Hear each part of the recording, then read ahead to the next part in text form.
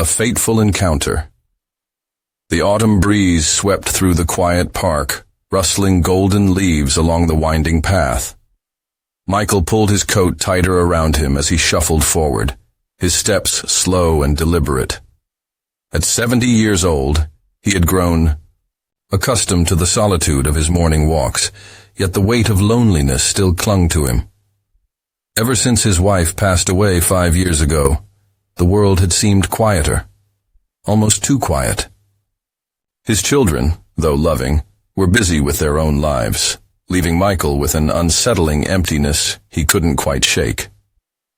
As he walked, he overheard the distant laughter of a young couple sitting on a nearby bench. He envied their ease, their unburdened joy. He remembered when life felt that way, full of laughter, companionship, and purpose. But now, every day felt like a repetition of the last, a cycle of waking, eating, and waiting for a phone call that might never come. Lost. In thought, Michael almost didn't notice the elderly monk seated under a large oak tree a few steps ahead. The man, dressed in simple robes, sat cross-legged on a patch of grass, his posture relaxed, yet dignified. His eyes were half-closed, as if lost in deep contemplation.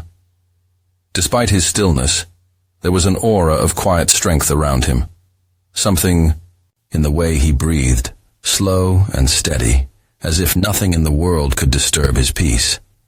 Michael hesitated before walking past him. The monk's presence was unusual. This wasn't a place where one typically found Buddhist monks. But something about him, his calm, his serenity, stirred a curiosity within Michael. He paused, unsure if he should say something. Before he could decide, the monk opened his eyes and smiled. "You seem troubled, my friend," the monk said, his voice warm and steady. Michael blinked, surprised. "Is it that obvious?" The monk chuckled softly. "Only to those who have known the same feeling." Michael sighed and glanced at the ground. "I guess you could say that. Would you care to sit?" The monk gestured to the open space beside him. Michael hesitated, but then lowered himself onto the grass with a slight groan. He hadn't sat like this in years, and his knees protested the movement. The monk waited patiently, his expression kind. After a moment of silence, Michael spoke. "I don't know why I stopped here. I guess I don't know. I saw you sitting here so peacefully, and I wondered what that must feel like." The monk nodded. "Peace is not something you find outside of yourself. It is something you cultivate within." Michael scoffed lightly. "Easier said than done," the monk smiled. "That is true, but it is not impossible." Michael studied the old man. There was something undeniably comforting about his presence. "Who are you?" he finally asked. "My name is Master Li," the monk said simply. "And you, my friend, seem to be searching for something." Michael exhaled, staring out at the falling leaves. "I suppose I am." Master Li nodded knowingly.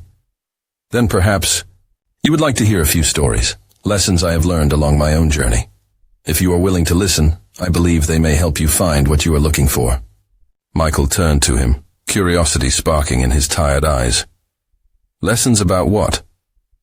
"About finding peace within yourself," Master Li replied. "About learning to let go of what no longer serves you, and about embracing life, even in solitude." Michael was silent for a long moment, considering the offer. Finally, he nodded. "All right, I'm listening."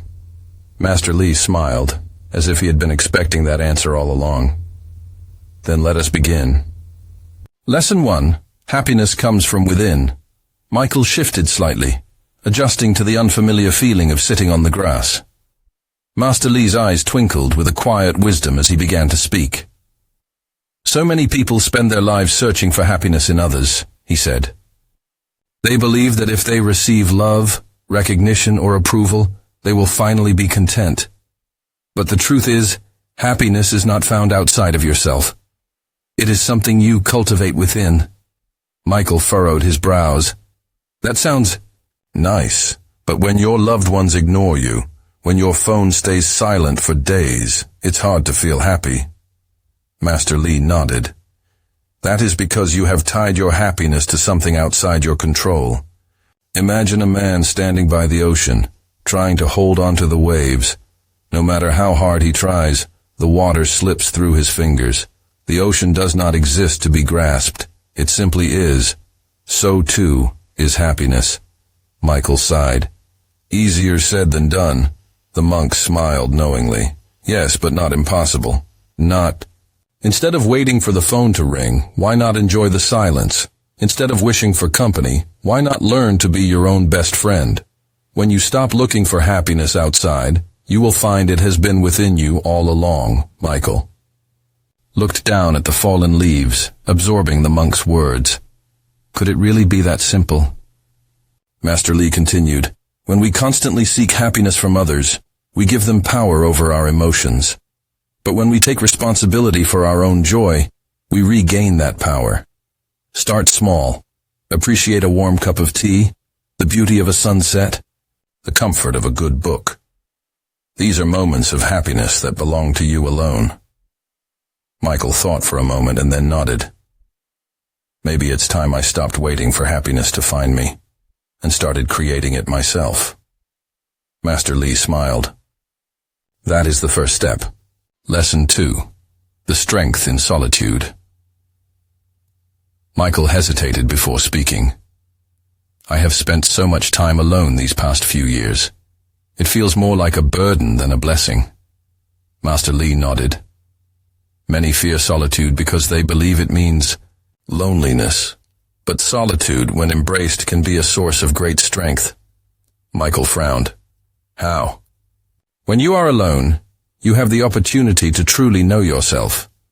Without distraction, you can hear your thoughts clearly, reflect on your life, and grow emotionally and spiritually.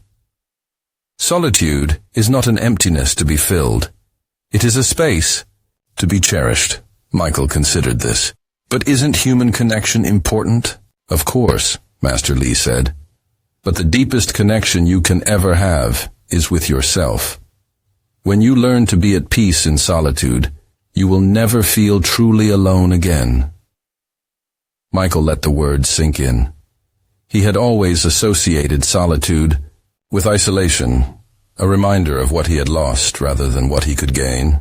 But Master Li's words suggested a different perspective, one where solitude was a chance to nurture himself rather than lament his loneliness. Think of the great thinkers, the philosophers, the poets, Master Li continued. Many of them found their greatest insights not in the company of others, but in moments of deep solitude. When you are alone, you have the chance to listen to your thoughts, your desires, and your own wisdom. Michael looked down at his hands. But how do I start? How do I make peace with being alone? Master Li smiled. Begin with gratitude. Instead of seeing solitude as an absence, view it as an opportunity. Use this time to do things that bring you joy. Read, write, meditate, take long walks. Pay attention to the small moments of peace that come when you are not distracted by the noise of the world. Michael nodded slowly. He thought about his quiet mornings with a cup of coffee, the way he used to love sketching but had abandoned it long ago. Perhaps solitude could be an invitation rather than a punishment. Master Li continued, and most importantly, treat yourself with kindness. Be patient with yourself. Solitude is not about avoidance. It is about presence. The more comfortable you become with your own company, the more fulfilled you will feel. Michael inhaled deeply and exhaled.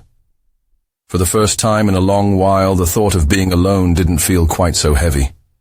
Perhaps in his solitude, he could find his own strength. Lesson 3. Seeking approval from within. As the morning sun rose higher, Michael's mind drifted to another concern that had followed him for years, the need for approval. Master Li, I have spent much of my life worrying about what others think of me. Even now, I wonder if my children respect me, if my friends still value my presence. Master Li nodded knowingly. Seeking approval is a habit many carry, often without realizing its weight. But tell me, Michael, has the approval of others ever given you lasting peace? Michael sighed. No, not really. It's always fleeting. One moment I feel appreciated, and the next I'm questioning everything again. That is because external validation is like the wind, unpredictable and ever-changing, Master Li explained. One day people praise you, the next they forget. If your sense of self-worth depends on their approval, you will always be chasing something beyond your control. Michael thought for a moment. So, how do I stop caring about what others think? You begin by realizing that the only approval you truly need is your own, Master Li said. When you align your actions with your values, when you live in a way that brings you inner peace, external opinions lose their hold over you. Michael raised an eyebrow. That sounds easier said than done. Master Li chuckled. Like all things, it takes practice. Start by noticing when you seek validation. Ask yourself, am I doing this because it feels right to me or because I want someone's approval? With time, you will find that your confidence grows from within, rather than from the fleeting opinions of others. Michael exhaled, as if letting go of a burden he had carried for too long. Perhaps, for the first time, he could learn to measure his worth not by the voices around him, but by the quiet truth within himself. Lesson 4. The power of letting go. Michael gazed into the distance, his mind still processing Master Li's words. Then another thought surfaced, one that had lingered in his heart for years. Master Li, I've held on to so many regrets. Mistakes I made, people I lost, things I wish I had done differently. It's hard to move forward when the past weighs me down. Master Li nodded, his eyes filled with understanding. Holding on to the past is like carrying a heavy stone in your pocket. Every step you take is burdened by its weight, yet you hesitate to let it go. Michael frowned. But how do I release something that feels like a part of me? You must first acknowledge that the past is unchangeable, Master Li said gently. No matter how much you replay it in your mind, you cannot rewrite history. Instead of dwelling on what was, focus on what is within your power now. Michael sighed. Easier said than done. Master Li smiled. That may be true, but it is possible. Start by recognizing what you have learned from your past experiences. Every mistake, every loss, every missed opportunity has shaped the person you are today. Instead of seeing them as regrets, see them as lessons. Michael pondered this. So, you're saying I should accept my past rather than fight it? Yes, Master Li said. Acceptance does not mean approval. It means understanding that what has happened cannot be changed, but how you carry it forward is up to you. When you let go of the pain and resentment, you make space for peace and new beginnings. Michael inhaled deeply, the tension in his shoulders easing slightly. Perhaps, just perhaps, he could finally allow himself to move forward, unburdened by the past. Lesson 5. Finding peace in the present moment as the gentle wind rustled through the trees. Michael found himself reflecting on Master Li's words about letting go of the past. Yet another question arose in his mind. Master Li, even if I let go of my past regrets, I often find myself worrying about the future. I wonder if my health will decline, if my children will visit, if I will be forgotten. How can I find peace when there is so much uncertainty? Master Li nodded knowingly. The mind loves to wander, sometimes to the past, sometimes to the future, but peace is only found in one place, the present moment. Michael tilted his head. But how can I stop my mind from drifting? You do not need to stop it, Master Li said gently. You only need to notice it and guide it back. Think of your thoughts like a river. If you jump in, you will be carried away by the current. But if you sit on the bank and watch, you will see the river flow without being swept away. Michael considered this. So, I should just observe my thoughts, rather than trying to control them? Yes, Master Li affirmed.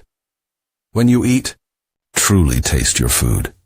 When you walk, feel the earth beneath your feet.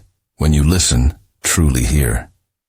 The more you bring your awareness to the present, the less power your worries will have over you. Michael took a deep breath, feeling the crisp air fill his lungs. He had spent so many years lost in the past and future that he had forgotten to fully live in the present. But now, with Master Li's words in his heart, he resolved to appreciate each moment as it came, free from the burdens of yesterday and the anxieties of tomorrow. Lesson 6. The Art of Non-Attachment. Michael absorbed the wisdom of living in the present. A new thought crossed his mind. Master Li, I understand the value of being present, but I still struggle with attachment.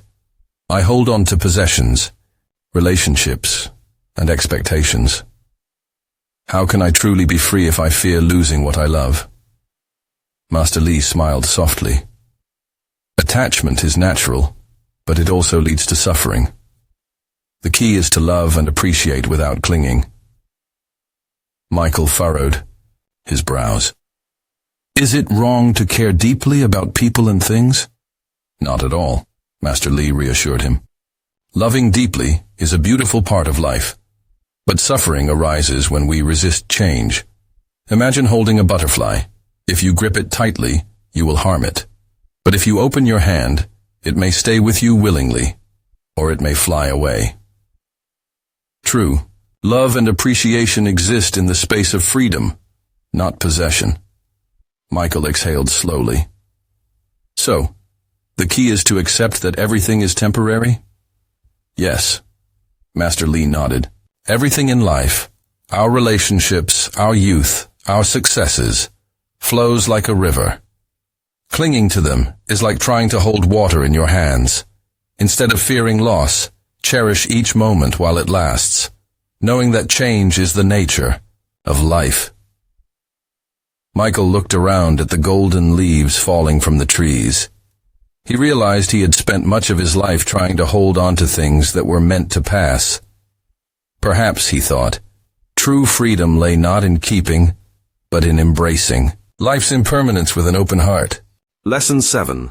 Letting go of the need to control. The golden leaves continued to drift from the trees. Michael found himself reflecting on the lessons he had learned so far. Yet, despite his growing awareness, he still struggled with one persistent challenge: control. Master Li, Michael began, I understand the importance of non-attachment, but what about situations where I feel responsible? I want things to go a certain way, and it's frustrating when they don't. Master Li chuckled. The illusion of control. Tell me, Michael, have you ever tried to hold water in your hands? Michael nodded. Yes, of course. And what happens when you squeeze too tightly? Michael sighed. It slips through my fingers. Exactly, Master Li said. Control is much the same. The more we grasp at certainty, the more it escapes us. True wisdom is in knowing what we can influence and what we must simply allow to unfold. Michael frowned. But if I stop trying to control things, won't everything just fall apart? Master Li smiled. Let me ask you this. Has life ever gone exactly as you planned? Michael laughed, shaking his head. Not once. Then, why do you resist what is beyond your control? Master Li asked. Instead of clinging to an outcome, focus on your actions. Do your best, but detach from the result. Accept that life will flow as it is meant to, not as you demand it to. Michael pondered this. He had spent years trying to control every aspect of his life, his family, his career, even his own emotions. But what had it brought him? Stress, disappointment, and endless frustration. Perhaps it was time to let go, to trust the process, and to find peace in knowing that not everything was his to control. Master Li placed a reassuring hand on Michael's shoulder. Surrendering control does not mean giving up. It means embracing life as it is, rather than how you wish it to be. Only then can you find true peace. Michael exhaled, feeling a sense of relief wash over him. Maybe, just maybe, he could learn to let go. Lesson 8. The Power of Compassion. As Michael absorbed the lessons on control, a different thought surfaced. Master Li, I've often been hurt by others. I try to let go, but sometimes resentment lingers. How can I truly forgive and move forward, Master? Li nodded knowingly. Forgiveness is not about condoning wrongdoing. It is about freeing yourself from the chains of resentment. Tell me, Michael, have you ever held a hot coal in your hand, intending to throw it at someone? Michael frowned. That would burn me before I even threw it. Exactly, Master Li said. Holding on to anger is like holding a burning coal. It harms you more than the person you resent. Compassion is the cool water that soothes the burn. Michael sighed. But what if they don't deserve my forgiveness? Master Li smiled. Compassion is not about deserving. It is about understanding. When someone hurts you, they are often acting from their own suffering. By choosing compassion, you release both them and yourself from that suffering. Michael considered this. So how do I practice compassion? Start with yourself, Master Li advised. Be kind to your own shortcomings, and you will find it easier to be kind to others. Then, when someone wrongs you, try to see beyond their actions. Ask yourself, what pain might they be carrying? What fears drive them? The more you seek to understand, the less space resentment has to grow. Michael exhaled slowly. Could it really be that simple? Perhaps, by letting go of anger and embracing compassion, he could finally find the peace he had been searching for. Master Li continued. Compassion is not a weakness, Michael. It is the greatest strength of all. It takes courage to forgive, to choose understanding over retaliation. But in doing so, you liberate yourself from bitterness. Imagine a heart weighed down by anger. It is heavy, burdened, closed off. But a heart filled with compassion is light, free, and open to joy. Michael nodded, his expression softening. I suppose I've spent too much time holding on to pain, expecting it to punish those who hurt me. But in the end, it's only hurt. Me more. Master Li placed a reassuring hand on Michael's shoulder. Exactly. Forgiveness is not for them, it is for you. It does not mean forgetting, nor does it mean allowing harm to continue. It simply means choosing peace over suffering. Michael inhaled deeply, letting the words settle within him. He thought of the grudges he had carried for years, the anger that had lingered in his heart. Perhaps it was time to finally set himself free. Lesson 9. The Gift of Gratitude. As Michael pondered the power of compassion, another thought arose in his mind. Master Li, I often find myself dwelling on what I lack, things I've lost, experiences I never had, relationships that have faded. How can I find contentment when so much seems to be missing? Master Li smiled gently. Gratitude, my friend, is the key to true contentment. Tell me, have you ever watched the sunrise? Michael nodded. Yes, many times. And do you ever stop to think that not everyone gets to see another sunrise? Master Li asked. Michael furrowed his brows.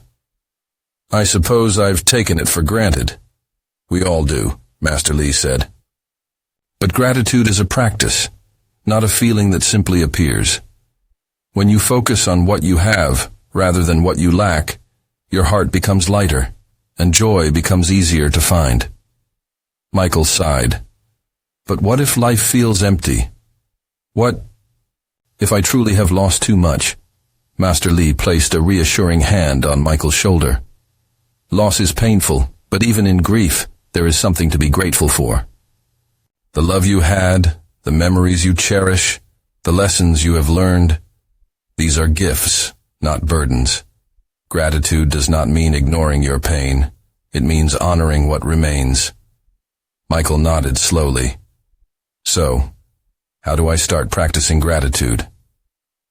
Each day, Master Li said, find 3 things, no matter how small, that you are grateful for.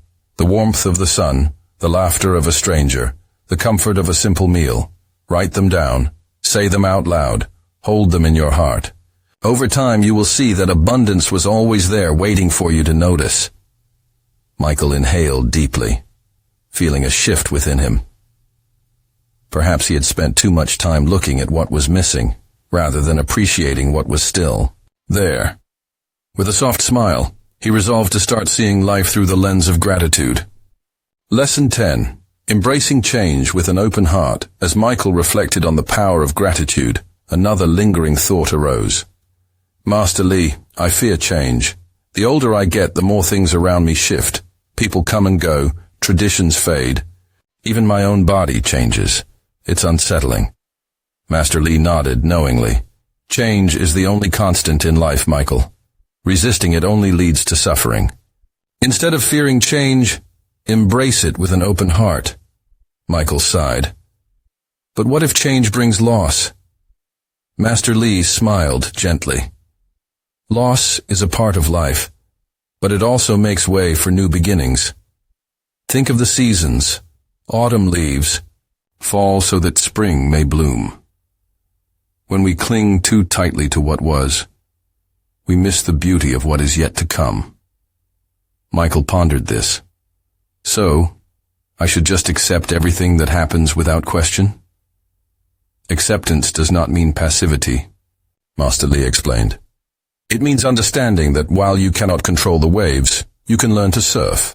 Change will come whether you resist it or not. The choice is whether you let it break you or teach you.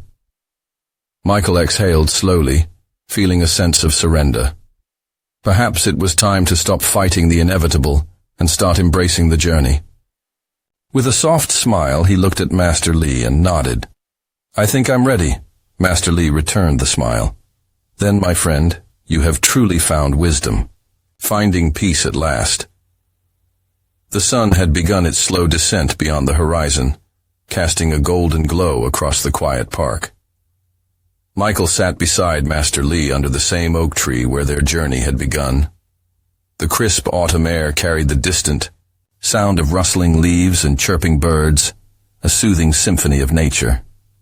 He closed his eyes for a moment, breathing in deeply. Something within him had shifted.